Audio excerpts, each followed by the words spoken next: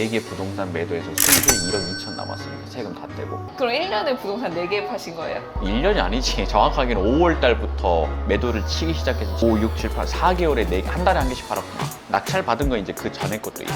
근데 핵심은 내놓고 얼마 만에 팔렸냐가 중요한 거야. 낙찰을 받은 건 받은 거고 4개월 안에 4개를 털어내는 방법이 있다고요.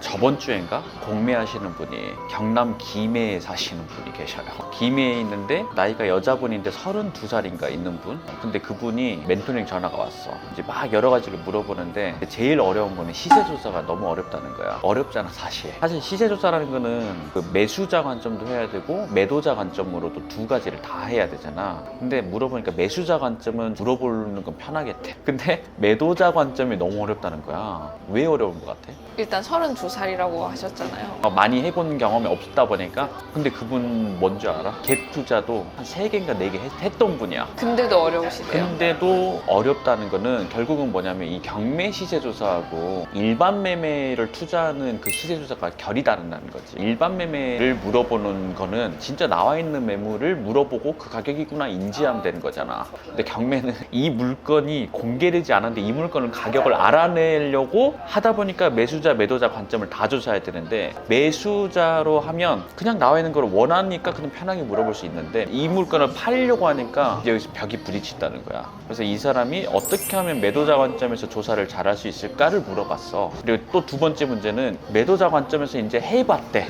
근데 팔리는 가격을 부동산마다 다 다르게 얘기하시더래. 어떤 데는 2억 굉장히 보수적으로, 또는 어떤 데는 뭐 이건 안 팔려요, 어떤 데는 2억 3천에도 매도가 돼요, 이런 식으로 다 다르게 얘기를 하다 보니까 어디로 관점을 잡아야 되는지를 모르겠다는 거야. 너 어떻게 할래?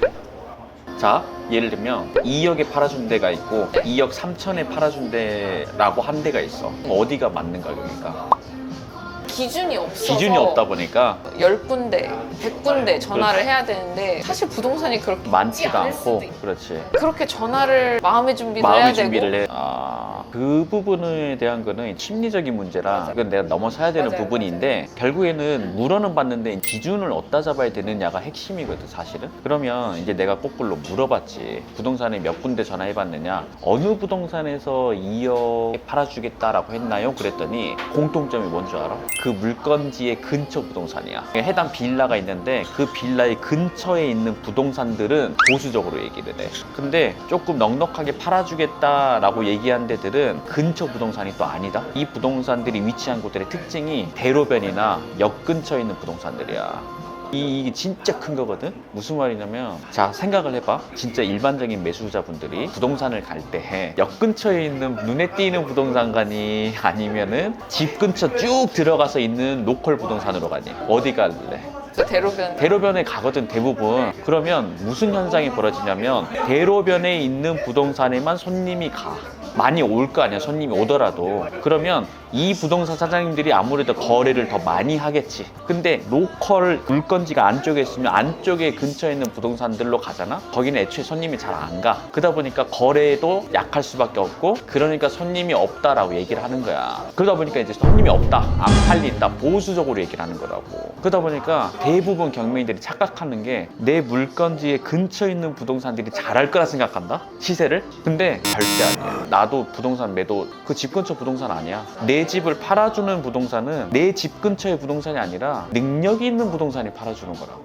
그러면 대부분 능력이 있는 부동산 사장님들은 실력이 있고 손님이 있으니까 보수적으로 얘기 안 해. 진짜 될 만한 가격을 확실하게 좀 얘기를 해줘, 넉넉하게. 그런데 손님이 없는 부동산이니까 낮게 얘기를 하는 거야. 그러니까 나는 2억에 손님도 없어요 라는 부동산의 기준을 세울 것인지, 진짜 거래를 할 만한 능력 있는 부동산이 얘기해 준 것을 신뢰를 할 것인지에 대한 판단이 이제 서기 시작. 시작하는 거지. 내놓는다면 너 어디에다가 내놓을래? 능력 있는 부동산에 내놔야지. 부동산 시세 조사할 때도 매도 관점에서 조사할 때 어디다 전화를 해야 되는지 인지 느낌이 오지. 물론 내 물건지의 근처가 대로변이라면 괜찮지. 근데 내 물건지가 좀 주거 밀집지역 안쪽에 들어가 있는데 근처 부동산 간다? 안 팔린다 얘기한다. 근데 그쪽은 애초에 손님이 안 가기 때문에 그곳에 내놔봤자 어차피 거래가 안 된다니까? 이게 진짜 중요한 거래. 그러면 부동산을 어떻게 찾아야 되냐면 내 물건지에 네이버 지도 이런 거 떠보면 부동산 주변에 쫙 나오잖아. 근데 그 아무 데나 하는 게 아니고 대로가나 역 근처에 있는 손님이 올만한 부동산에다가 합리적인 가격에 대한 매도가를 물어보면 거기가 사실 더 신뢰가는 가격일 수 있다는 거지. 너무 이해되지? 그 하나 차이 때문에 사람들이 심리에서 쫄거든, 경매에서. 그러면 어떻게 돼서 그 2억에 손님 없어요 라는 걸 얘기를 딱 한 번 들으면 흔들려요. 이거 안 팔리나 보다. 그러면 하더라도 시세가 보수적으로 잡히고 입찰가는 어떻게 되겠어? 낮아지지. 그러면 맨날 폐찰만 하는 거지. 낙찰을 받아야 돈을 벌든 팔아먹든 수리를 하든 뭘 할 건데 낙찰이 안 된다니까.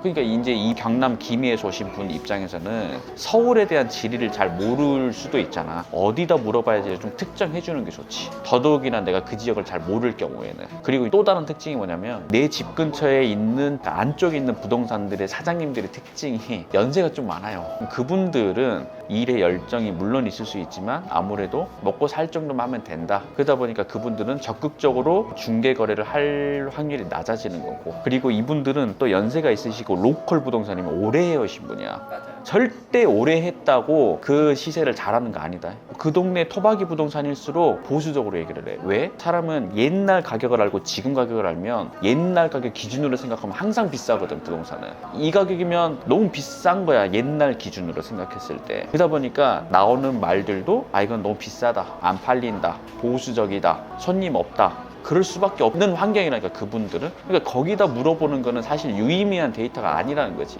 그럼 나는 이제 딱 정해지는 거지. 매도 조사할 때는 부동산을 어느 곳에 물어봐야 될지 컨택이 중요한 거고, 그럼 그 부동산들 어디 있느냐? 좀 여기나 손님이 올 만한 곳에 부동산을 물어보는 게 맞다. 그리고 내놓을 때도 로컬 부동산에도 내놔야 되겠지만 그쪽으로 조금 더 밀어주면서 내가 매도를 하면 훨씬 더 빠르게 매도도 가능하고 수익화가 이루어진다라는 거지. 이해되니? 너무 좋아요. 그게 진짜 핵심이야. 매도자 관점, 매수자 관점에서 물어보는 것도 당연히 중요한데 그보다 더 본질적인 것들을 파악을 하고 들어가야 된다는 거지. 도움이 됐니? 너무 꿀팁 아니냐? 그래서 이제 그분은 그러면 내가 어떻게 매도자 관점에서 물어봐야 되겠구나라는 포인트를 알아간 거지. 이제 그때부터는 속도가 붙고 시세 조사할 때 명확하고 자신감 있게 하게 되면 선순환의 구조가 일어나서 쫙 가는 거야, 그냥. 이 동네 오래 있었다고 하면은 살짝 겁먹고 들어가는 게 있거든요. 그렇지. 이제 예를 들면 토박이 부동산 가면 네. 이제 옛날부터 막 이 지금의 히스토리를 쫙 얘기하면서 이렇게 하는 거가 있는데 우리가 그걸 알아야 될 이유는 딱히 없거든. 물론 알면 좋은데 그게 아니라 내 마음속에 뭐가 꿈틀거리냐면 그래서 얼만데, 그래서 지금 얼마에 팔리는 데를 물어보고 싶은데 정보는 쏟아내고 네네네 하고 나오는 경우가 되게 많거든. 제가 부동산을 고를 수 있게 그렇지. 되는 거잖아요. 내가 그 부동산을 고르는 관점이 생기고 그 부동산들은 스토리 얘기하면서 쓸 시간이 없어. 손님 대응해야 되고 돈을 벌어야 되는 분들이기 때문에 할 일만 딱딱딱 해준다고. 이거 이 정도면 팔 수 있습니다. 자신감이 있고 능력이 있고 손님이 오니까 또 거래도 일으키고 그런 거를 가야 되는 거야. 경매 하시는 분들이 조사할 때 물론 많이 해야 된다도 맞아. 본질적으로는 맞는데 어디에 비중을 더 두고 할 것인가는 필요한 거지. 경매에서 시세 조사할 때 계속 그 벽을 못 넘으면 맨날 보수적으로 해. 시작가 계속 낮게 쓰고 맨날 사람들은 높게 쓴다 하는데 어떻게 저렇게 수익 낼까? 이걸 넘어서야 되는 거야. 폐찰만 하니까 배워도 포기하고 악순환으로 가지 말고 선순환으로 가야 되는데, 그치? 그냥 주먹구구식으로 하는 게 아니라니까. 인사이트를 얻었나? 인사이트다, 이게 인사이트. 각각의 포지션별로 어떻게 공략을 해야 될지도 정의를 해드릴 거거든요. 대출 규제가 있다 하더라도 여전히 도전이 가능한데요. 여기서 하나 제가 팁을 드리면 대출 규제를 우회해서 우리가 도전하는 것도 가능해 보입니다.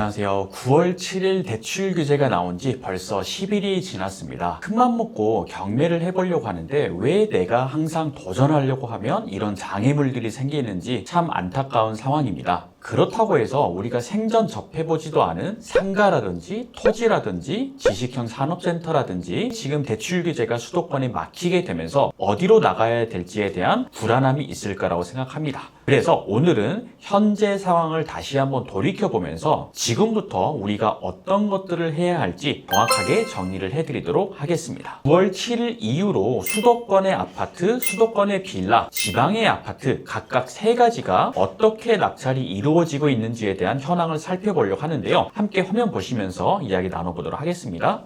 수도권의 아파트가 경쟁이 얼마나 들어오는지 체크해 보도록 하겠습니다. 자, 먼저 첫 번째로 9월 16일자로 들어온 아파트는요, 7명이 입찰을 하셨습니다. 이 정도면 나쁘지 않은 경쟁률이거든요. 인기가 또 좋은 고양시 아파트도 한번 살펴볼게요. 현재 8명이 입찰하게 되면서 입찰 경쟁이 소폭 낮아지는 현상이 보이고 있는 것 같습니다. 그 다음에 수원, 우리 단타할 때 굉장히 단기 매도가 잘 되는데요. 이 아파트 역시 6명이 입찰을 하는 상황에 체크가 되고 있는데요. 경쟁률 같은 경우에는 대출 규제가 있기 전에는 거의 대부분 20명에서 30명 정도가 입찰하는 모습이 보여졌었는데요. 이번에 대출 규제로 인해서 거의 10명 아래로 떨어진 상황을 알 수가 있습니다. 그렇다는 말은 우리가 수도권의 아파트도 오히려 더 저렴하게 매수할 수 있는 기회가 된다라는 점인데요. 여기서 하나 제가 팁을 드리면 수도권의 아파트의 경우에는 아직까지는 전자상거래 대출이 가능하다고 합니다. 그래서 아파트의 경우라고 한다면 우리가 단기 매도를 하실 때 전자상거래 대출을 이용하신다면 충분히 대출을 일으킬 수 있으니까요. 여러분들이 지금 경쟁이 없는 수도권 아파트를 도전해보는 것도 방법이 될 것 같습니다. 자, 이어서 서울에 있는 빌라의 현재 상황을 살펴볼게요. 보이시나요? 입찰 경쟁이 1명 들어왔습니다. 이 물건이 아마 일반적인 물건이었다고 한다면 최소한 6명, 7명 이상은 들어왔을 거예요. 자, 이 물건도 한번 살펴보면요. 대학역 포기 물건인데 딱 2명이 들어왔고요. 그조차도 주택도시보증공사가 들어왔기 때문에 실제로 개인이 입찰한 거는 거의 1명밖에 들어오지 않았다. 대출 규제 이후로 현재 서울에 있는 빌라의 경쟁률이 얼마나 약화가 됐는지 확인이 되실 거예요. 창동도 인기가 많은 동네 중에 하나인데요. 지금 역시 단독으로 1명이 들어왔습니다. 그것도 주택도시보증공사에서 들어왔기 때문에 실제로 개인은 아무도 입찰하지 않았다라고 보시면 되겠죠.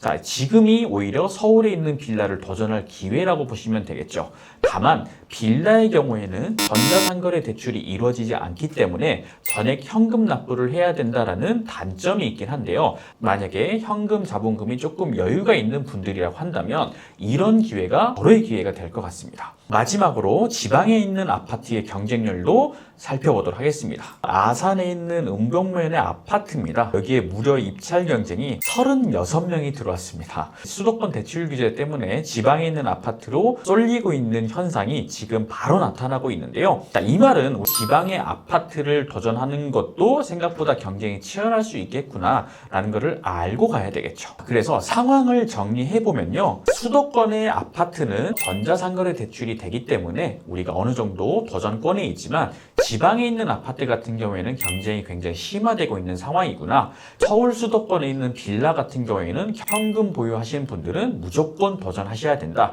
그래서 지금부터는 각각의 포지션별로 어떻게 공략을 해야 될지도 정리를 해드릴 거거든요. 영상 끝까지 시청해주세요. 먼저 무주택자인 분들입니다. 무주택자인 분들은요, 서울 수도권의 아파트는 전자상거래 대출도 가능하고요. 그리고 가계대출을 활용해서 6억 한도 내까지 대출이 가능하니까요. 빌라도 도전해볼 수가 있겠죠. 서울에 있는 우량한 빌라를 거의 최저가 수준에서 가져올 수 있기 때문에 가계대출 6억 이하로만 활용을 하신다면 6개월 내 전입신고 의무가 있지만 이거를 6개월 내 상환만 하면 문제가 없는 걸로 은행권에서는 확인이 되고 있습니다. 그래서 무주택자인 분들은 지금 오히려 수도권에 있는 아파트보다 같은 가격이라면 서울의 빌라를 공략하는 게 훨씬 더 효율이 좋을 것 같습니다. 그 다음에 특히나 실거주를 하기 위해서 경매를 보는 분들 입장이시라면 지금이 절호의 기회입니다. 갈아타기를 통해서 입지를 더 올리실 분, 실거주가 필요하신 분들 경우에도 지금 경매를 배워서 실행하기에 알맞은 시기라고 생각하시면 됩니다. 현금을 조금 넉넉히 보유하신 분들입니다. 이분들은 어차피 수도권의 대출 규제 때문에 대출이 안 나오기 때문에 현금을 활용해서 잔금 납부할 수 있는 빌라들을 공략하시는 게 좋은데요. 3룸 빌라 같은 경우에는 기본적으로 2억 5천 이상의 현금이 필요할 수 있지만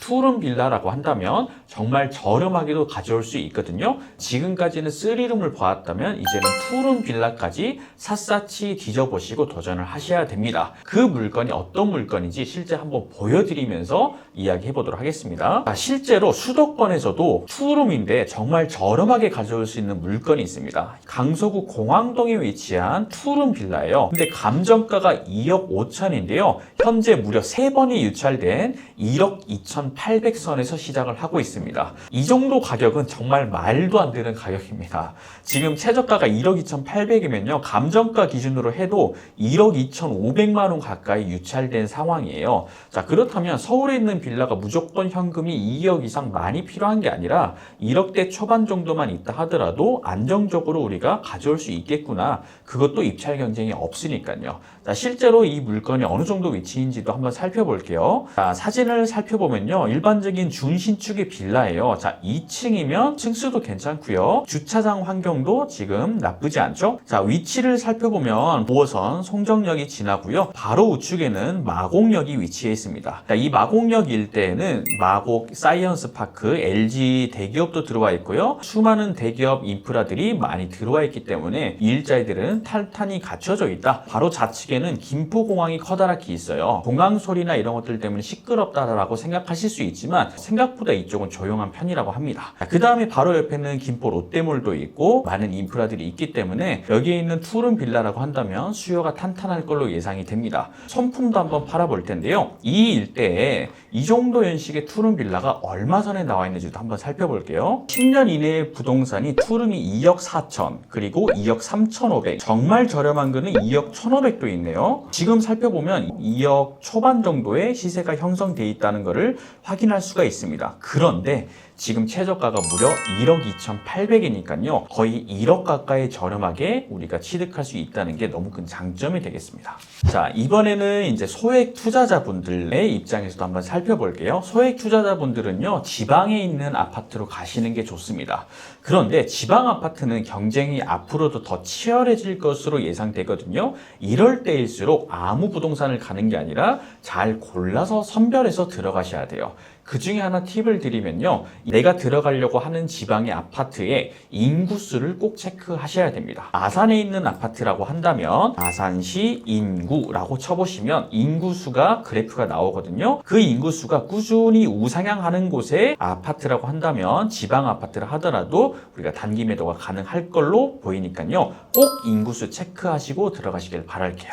대출 규제가 있다 하더라도 여전히 도전이 가능한데요. 이것 말고도 다른 방법이 있다면 분야를 바꾸는 방법도 있겠습니다. 가령 지분 경매를 통해서 수익을 내는 방법도 있겠고요. 공매나 신탁 공매를 통해서 오히려 더 경쟁 없이 가져올 수 있는 새로운 방법으로 도전하는 방법도 있겠죠. 수도권의 주거용 오피스텔을 통해서 대출 규제를 우회해서 우리가 도전하는 것도 가능해 보입니다. 혹시 내가 낙찰을 받는다 하더라도 다른 사람들이 대출이 안 나오니까 과연 내 거가 매도가 될까라고 걱정하시는 분들도 많이 계실 거라고 생각합니다. 하지만 대출 규제가 있기 전에도 그렇고 지금도 그렇고요. 무주택자인 분들이 실거주하기 위해서 구하는 집들이 거의 대부분이에요. 실거주를 하기 위해서 거주하는 집 같은 경우에는 6억 한도까지는 대출이 다 나오고 있기 때문에 우리가 매도하는 부분에 있어서는 대출 문제 때문에 걸림돌이 생기지는 않을 겁니다. 매도를 하는 거에도 그냥 파는 게 아니라 별도의 기술들이 있는데요. 이 부분에 대해서는요. 제가 지난번에 찍은 영상이 있는데요. 그 영상을 참고해 보시면 많이 도움이 되실 거라고 생각합니다. 여러분, 대출 규제는요, 지속 가능한 전략이 아닙니다. 항상 대출 규제가 생기면 은행권에서는 우회할 수 있는 대출 상품들을 만들어내었습니다. 하지만 언제 만들어질지는 알 수 없는 상황입니다. 그렇다고 우리가 손 놓고 있을 수는 없겠죠. 오히려 이렇게 어려운 시장에서 수익을 내는 경험을 하는 게 우리한테 더 큰 성장을 위한 원동력이 될 수도 있을 거예요. 저도 경매를 지금까지 쭉 해오면서 정부의 규제라든지 대출 규제라든지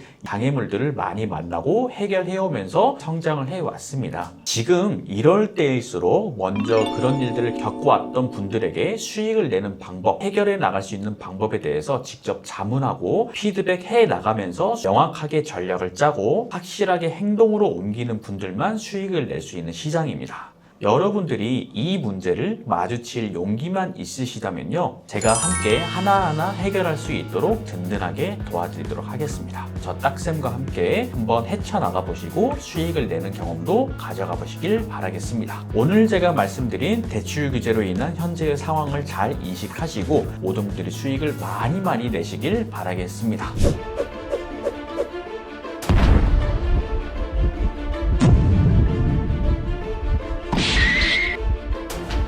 여러분, 비상입니다. 비상. 이번에 9월 7일 날 엄청난 비상사태가 터졌습니다. 바로 너무나도 강력한 대출 규제가 생기게 되면서 많은 경매, 공매 하시는 분들께서 걱정을 안고 계실 거라고 생각합니다. 과연 우리는 지금 무엇을 해야 될지, 그리고 멈출 수 없다면 어디로 나아가야 될지, 이 부분에 대해서 같이 이야기를 좀 해보려고 합니다. 대출 규제 때문에 많은 분들이 수도권을 벗어나서 지방으로 가서 이제 투자처를 물색해야 되는 상황으로 바뀌게 되었는데요. 자, 그러다 보니까 여러분들이 과연 지방을 도전하는데 어디를 가야 되는지, 그리고 한다면 그 중에서도 어느 아파트를 골라야 되는지, 어떤 빌라를 골라야 되는지 많은 혼란에 쌓이셨을 거라고 생각합니다. 그래서 제가 오늘 지방을 보실 분들이라면 이런 포인트대로 가셔야 된다는 명확한 기준을 제가 설명을 해드리면서 이에 딱 맞는 물건도 함께 소개를 해드릴 테니까요, 영상 끝까지 시청해 주시길 바라겠습니다. 자, 우선은 제가 바로 저수지 바로 앞에 나와 있습니다. 그러니까 수도권에선 이런 풍경을 볼 수가 없습니다. 지방이기 때문에 이런 자연 환경까지도 마주칠 수가 있겠죠. 오늘 소개해드릴 이 아파트는요,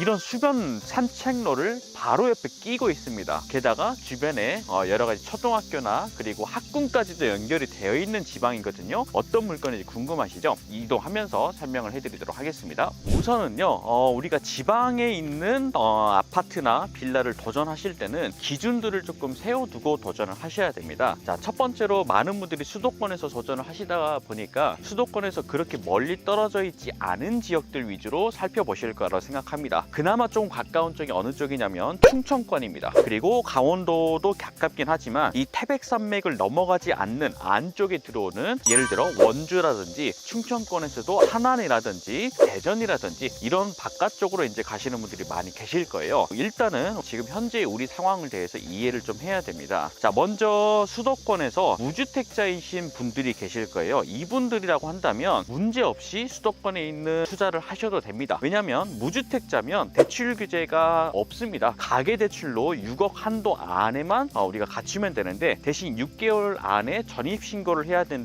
의무조항이 있죠. 자, 이것만 아니라고 한다면 우리가 충분히 무주택자는 서울 수도권에 오히려 경쟁이 줄어드는 이 타이밍에 좋은 입지의 주거지를 선택해서 들어갈 수 있다는 게 장점이 될 수도 있을 것 같고요. 1주택 이상이신 분들은 당연히 이제 투자자분들이 많이 계실 거예요. 단기 매도를 하려고 준비 중이신 분들이 많이 계실 텐데, 지금 수도권은 사실 단기 매도를 하려면 대출을 일으켜야 되는 것이 많겠습니다. 그래서 지방에 대출 규제가 없는 물건으로 눈을 좀 돌리셔야 된다. 그래도 수도권을 하고 싶다라고 한다면 비주거형 상품들이 있겠죠. 오피스텔이라든지 상가라든지 이제 저변을 좀 넓혀야 될 때가 온 것 같습니다. 그래서 우리가 정부의 정책에 맞서려고 하지 말고 그 흐름에 맞춰서 우리가 할 수 있는 것들을 눈여겨보면서 보시는 게 좋을 것 같습니다. 자, 현재 제가 나와 있는 것은요, 여러분들의 생각 외의 곳입니다. 바로 아산입니다.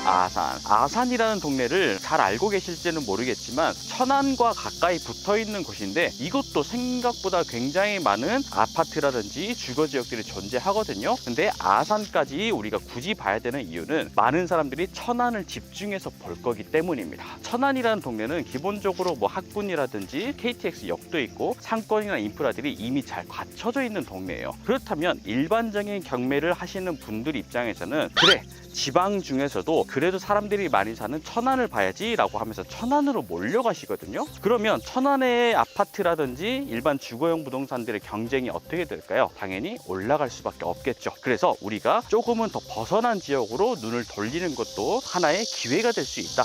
그런 측면에서 제가 오늘 아산을 방문을 했습니다.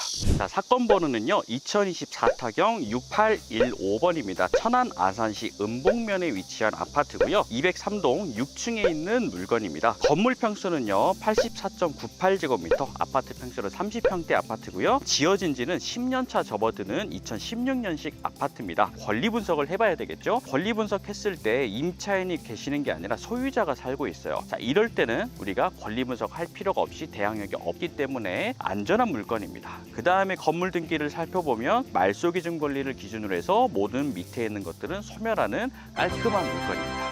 현재 아파트 단지로 이동을 하고 있습니다. 주변에 보면요 농사 짓는 분들도 계세요. 서울 수도권에서는 볼 수 없는 환경들이 펼쳐지고 있습니다. 여러분들 우리 지방으로 간다고 해서 너무 낙심할 필요는 없습니다. 이 시장에서 포기하는 분들은 다 멈추게 되거든요. 그러면 움직이는 사람들에게는 또 기회가 되거든요. 너무 낙심하지 마시고 지방의 우량한 물건이라고 한다면 꼭 도전을 해보시길 바랄게요. 슬슬 숨이 찹니다. 오르막길인데. 자, 여기 보면 단지 풍경이나 이런 것들이 굉장히 자연이 우거져 있어가지고 살기에는 굉장히 환경이 좋은 것 같아요. 제가 입주민분들한테 여기에서 사시는 건 어떤지 인터뷰도 한번 시도를 해보도록 하겠습니다. 선생님 너무 힘들어요. 와, 선생님 너무 힘들어요. 생활하시기에는 좀 불편하진 않으세요? 인프라는 묻지 마세요. 그러니까 인프라는 아닌데 인프라 빼고는 다 좋아요. 나머지는 다 좋다? 조용. 아, 조용하시고 아이들 키우는 거는 그건 최상이죠.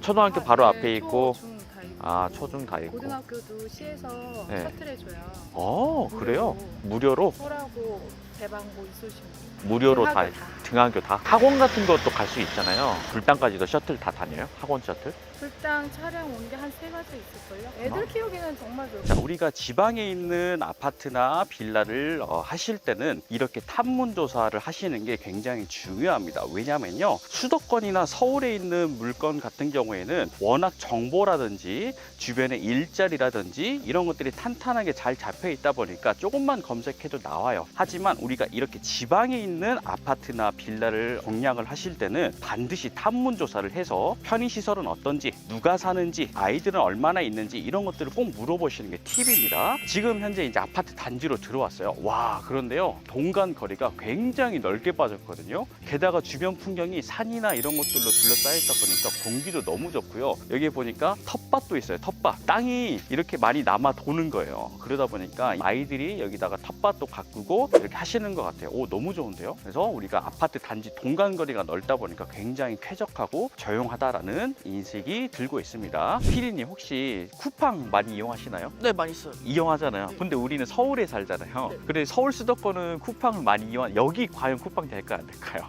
되긴 하겠죠? 되긴 하겠죠. 근데 로켓 프레시는 아침 7시 전에 와야 되잖아요. 로켓 프레시가 안 되는 지방도 굉장히 많거든요. 근데 여기가 최근에 로켓 프레시까지 뚫렸다고 합니다. 그러면 이분들 입장에서는 쿠팡까지 다 되니까 너무 좋겠죠? 그러네요. 네, 그래서 지금 쿠팡까지 되는 시골이지만 쿠팡까지 되는 곳에 있다. 오, 그러면 아파트 단지도 좋고 환경도 좋으니까 인프라도 점점점 더 갖춰가는 느낌이 들죠. 그 다음에 이제 우리가 촬영하러 올 때 보니까 바로 옆에 초등학교도 있고 그다음 중학교도 있었잖아요. 네. 그러다 보니까 아이들이 바로 초품 아파트예요. 네. 그래서 아이들이 키우기도 너무 좋을 것 같죠. 아파트를 살펴볼 때 이제 지방 아파트를 볼 때 포인트에 대해서 제가 설명을 해드리도록 하겠습니다. 지방 아파트 많이 안 가보셨죠, 피디님? 한 번도 안 한 가봤죠. 번 나가봤죠.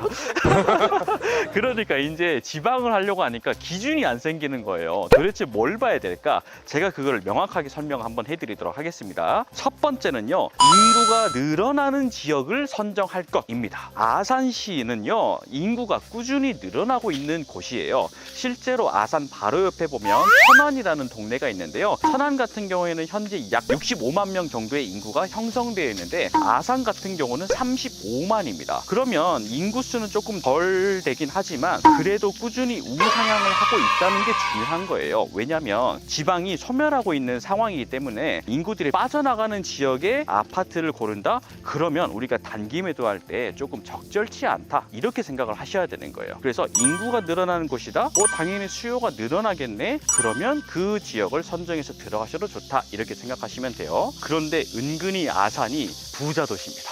기업에서 법인세라는 거를 내거든요. 그 기업에 있을 때 지역에다 법인세를 내는데 천안 법인세보다 아산의 법인세가 오히려 더 역전하는 현상이 생기고 있어요. 인구수는 절반밖에 안 되는데. 왜 그러냐면요, 아산에는요, 아산 시장이 적극적으로 기업을 유치하고 혜택들을 많이 주고 있어서 많은 공단이나 일자리 그런 것들이 많이 들어오고 있고, 실제로 아산 같은 경우에는 삼성과 현대차가 공장이 들어와 있다 보니까 25년 4월 달에 기사가 났습니다. 아산시가 1,500억 가량의 법인세를 얻게 됐다. 기사까지 날 정도니까 폭발적으로 성장하고 있는 도시다 라고 보시면 되겠습니다. 자, 그렇기 때문에 첫 번째 포인트, 지방의 아파트를 보실 때는 인구가 늘어나는 지역의 아파트를 보실 것, 이거를 꼭 기억해 두시길 바라겠습니다. 쌤, 그러면 사람들이 흔히 지방을 구분할 때 그 맥도날드 지수 이런 거를 보잖아요. 맥도날드 지수? 그런 것도 혹시 좀 도움이 될까요? 그런 것도 가능하겠죠. 가령 요새는 맥도날드 지수도 중요하지만 요새는 올리브영 지수? 이렇게 볼 수 있어요. 뭐냐면 옛날에 우리 상권 같은 거 분석할 때 원래는 스타벅스가 들어오는 거면 스세권이라고 하잖아요. 그런 것들을 많이 봤는데 요새는 스타벅스가 드라이브 스루라고 또 있기 때문에 이제 조금 더 외곽에 있고 상권이 떨어져도 들어서는 스타벅스들이 많아서 요새는 로드 상권, 사람들이 걸어 다니는 상권 중에 제일 상권을 잘 찾는 기업이 올리브영이에요. 그래서 요새는 올리브영이 가까이 있냐 없냐로 따지기도 하거든요. 그것 하나의 팁으로 보시면 좋을 것 같아요. 근데 제가 검색 미리 해봤습니다. 여기에 올리브영이요? 없습니다.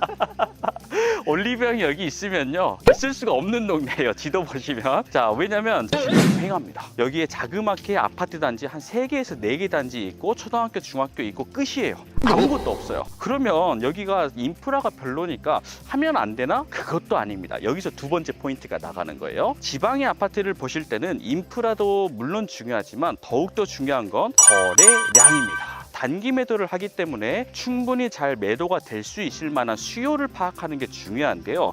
그 수요가 나타내는 가장 객관적인 지표가 바로 아파트의 거래량으로 나타나는 거예요. 그래서 우리가 네이버 부동산에 들어가서 해당 평형대에 실제 거래가 얼마나 이루어지는지를 반드시 체크하셔야 되는데요. 여기서 거래량이 무조건 많다고 해서 좋은 것도 아닙니다. 왜 그럴까요? 거래량이 많으면 좋은 거 아니야? 이렇게 생각할 수도 있거든요. 그게 아니에요.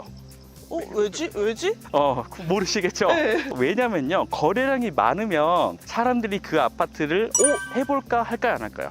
경쟁이 세지해서. 그렇죠. 그런구나. 와우, 피디님 센스 좋으신데요. 경쟁이 엄청나게 치열해져요. 그러면은 어떻게 될까요? 입찰 경쟁이 치열해지니까 아무래도 고가 낙찰이 될 수밖에 없겠죠. 그러면 자, 우리 생각해 볼게요. 수도권도 막혔는데 이왕 지방으로 갈 거면 그래도 수익 구간이 조금 더 많이 늘어나는 곳을 가고 싶잖아요. 네. 우리가 여기 차 타고 임장오고 하는데 교통비 들일지 시간 투자하지 많이 드니까, 그래서 여러분들이 보실 때 마냥 거래량이 많은 게 아니라 꾸준하게 적당히 되는 것들을 고르시는 게 오히려 포인트가 됩니다. 네, 그래서 거래량이 마냥 많은 것보다도 한 달에 한두 건 정도씩 꾸준히 되는 그런 아파트를 고르시는 게 두 번째 포인트입니다. 세 번째, 지방 아파트를 보실 때는 반드시 있는지 없는지를 확인해야 될 게 있어요. 뭘까요? 마트. 맞습니다. 바로 앞에 보면 GS 더 프레시라고 바로 입구에 마트가 있습니다. 자, 이 마트가 전혀 없는 곳들도 있어요. 생활 인프라를 아무리 쿠팡이 된다 하더라도 잠깐 과자를 사러 갈 수도 있고 우유를 사러 갈 수도 있고 생활용품들을 간단히 장을 봐야 될 때가 있어야 되는데 그게 없는 동네들이 있어요. 그래서 반드시 물건 검색을 하실 때 지도를 눌러서 단지 인근에 마트들이 있는지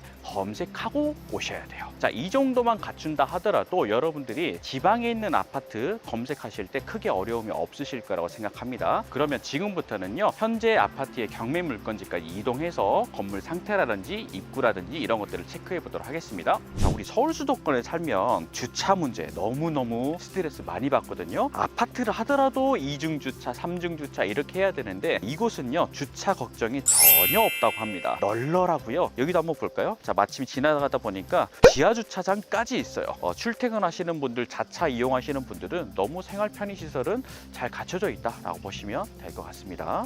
지하 주차장 공간까지 와서 체크를 하고 있는데요. 실제로 공간이 굉장히 널널합니다. 게다가 주차 공간과 동간에 연결이 돼 있다는 부분도 굉장히 커다란 이점으로 작용을 할 것 같습니다. 주차 공간까지 체크를 해봤습니다. 또 이제 주변의 인프라를 간단히 또 설명드리면, 아까도 초등학교, 중학교까지 있다라고 했는데 주민분께서 좋은 정보를 하나 주셨어요. 고등학교에 다니는 아이들도 있을 수 있다 했는데, 이 고등학생들은 또 아무래도 학군이나 이런 게 중요하잖아요. 학원도 가야 되고, 고등학교까지 여기서 무료로 등하교 셔틀버스가 다니는데요. 무료로, 그것도 매일. 그러면 이제 아이들을 키울 때 고등학생 자녀분들도 여기에서 얼마든지 바로 옆에 천안 불당이 있어요. 불당하면 천안에서 제일 좋은 학군이거든요. 거기까지 이용이 가능하니까 아이들 키우기에도 너무 좋을 것 같습니다. 그 부분까지 체크해봤고요. 지금부터는 건물 내부로 들어가서 체크를 해보도록 하겠습니다. 여기에 보니까 우편함에 우편물이 하나도 없어요. 이거는 무슨 말일까요? 다 가지고 가시는 거예요. 가지고 갔다는 거죠. 그러면 살고 있는 거예요, 누군가가. 그렇다면 이 집은 빈 집이 아니라 명도라는 거를 해야 되는 집이구나. 낙찰받으면 명도 협상을 좀 진행을 하셔야 됩니다. 특히나 아까 소유주분이 거주한다라고 체크가 됐기 때문에 이 부분은 소유자 명도로 진행하셔야 된다. 처음 경매하시는 분들 입장에서는 명도라는 게 굉장히 어렵고 두렵게 느끼실 수도 있어요. 하지만 명도에도 다 팁들이 있거든요.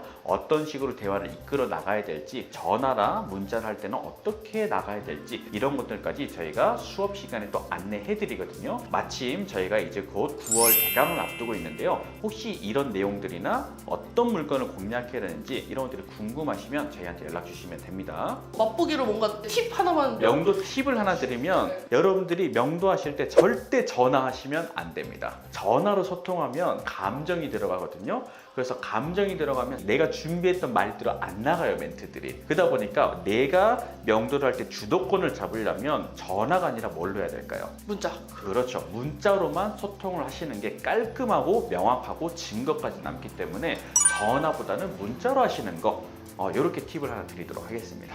이런 팁이 많으신 거잖아요. 엄청 많죠. 엄청 많고, 실제로 이제 제가 시세 조사하는 거나 이런 것들도 설명을 해드리는데 그것도 팁이 굉장히 많아요.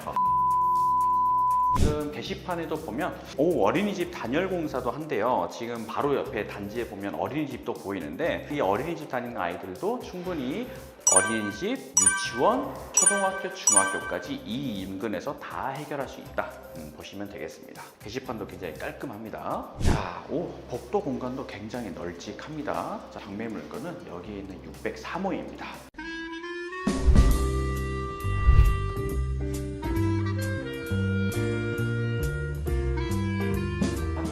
소유자분이 거주하시고 계시는 걸로 체크가 되기 때문에 탐문조사하는 건 조금 신뢰가 될 수 있을 것 같아서 여기까지만 체크해보고요. 복도 공간에는 물건들이 적치되어 있거나 그런 건 없이 굉장히 깔끔하게 잘 관리가 되어 있습니다. 계단 공간도 아주 깔끔하게 정리가 잘 되어 있네요. 그러면 나머지는 저희가 내려가서 어떤 포인트대로 이 물건을 공략해야 되는지도 제가 설명해 드리도록 하겠습니다. 물건까지 확인을 해봤습니다. 자, 그러면 이 아파트의 특징은 무엇인지 이제 간략하게 정리를 해드릴 텐데요. 현재 우리 아파트는요, 아산시에 위치해 있습니다. 많은 사람들이 눈여겨보는 천안보다도 바로 옆에 있는 눈길을 조금 덜 갈 만한 지역을 고르는 게 포인트였고요. 특히나 아산 같은 경우에는 인구가 꾸준히 늘어난다고 했습니다. 지방을 보실 때 첫 번째 포인트, 인구가 꾸준히 늘어나는 지역을 설정할 것. 그리고 두 번째 포인트, 거래량이 좀 확인이 돼야 되는데요. 실제 이 아파트의 거래량을 살펴보니까 7월달, 그리고 6월달, 5월달 이렇게 꾸준히 거래가 이루어지고 있습니다. 실제 얼마 선에 거래가 되는지 확인해 보니까요,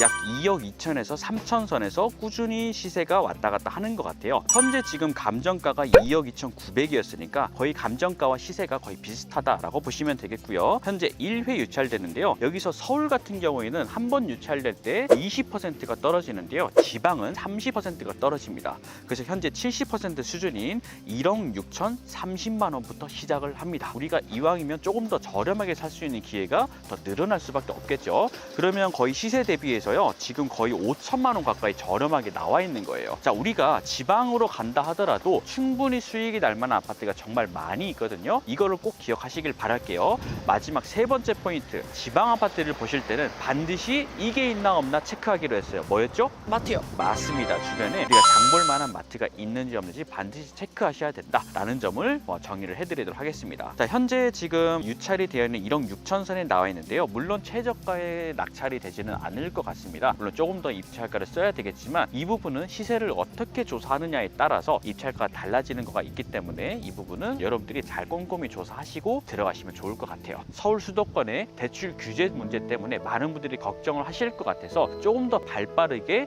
지방에 있는 포인트들을 어떻게 전달드릴까 고민하다가 바로 지방 현장으로 내려왔습니다. 자, 여러분들이 지금 현재 낙담하시고 그리고 포기하시고 지금은 할 때 아니야 라고 생각하시는 분들이 있는 반면 오히려 지금 남들이 안 할 때 기회가 되겠네, 한번 움직여 볼까 하는 분들도 분명히 계실 거라고 생각합니다. 저 역시도 마찬가지입니다. 저 10년 이상 경매를 해오고 부동산 투자를 해오다 보면 어떻게 항상 좋을 일만 있는 건 아니거든요. 항상 안 좋은 일도 있고 좋은 일도 있을 텐데 그때마다 낙담하는 게 아니라 방법을 찾고 길을 찾아가면 언젠가 그 길은 열리게 된다라는 것을 항상 느껴왔거든요. 여러분도 마찬가지입니다. 여러분들이 지금 고민하시고 걱정하시는 부분들을 조금 더 앞서 나간 저 딱쌤이라는 사람이 함께 옆에서 걸어가면서 여러분들을 도와드릴 수 있거든요. 자, 그래서 저희가 이번 9월 달에 10명 이내에 저희가 1대1로 제가 직접 모든 분들을 피드백 해드리고 물건 상담해드리고 그리고 입찰 과정까지 함께 해드리고 있으니까요. 너무 많은 수강생들이 지쳐서 질문하기도 벅차면서 수업이 끝난 분들 아니면 처음인데 한번 제대로 배워보겠다 하는 분들이 계신다면 딱쌤과 함께 해보시는 건 어떨까 싶습니다. 오늘 영상 끝까지 잘 보셨다면 좋아요, 구독 한번 부탁드리고요. 저는 다음번에 더 좋은 영상으로 찾아뵙도록 하겠습니다. 감사합니다.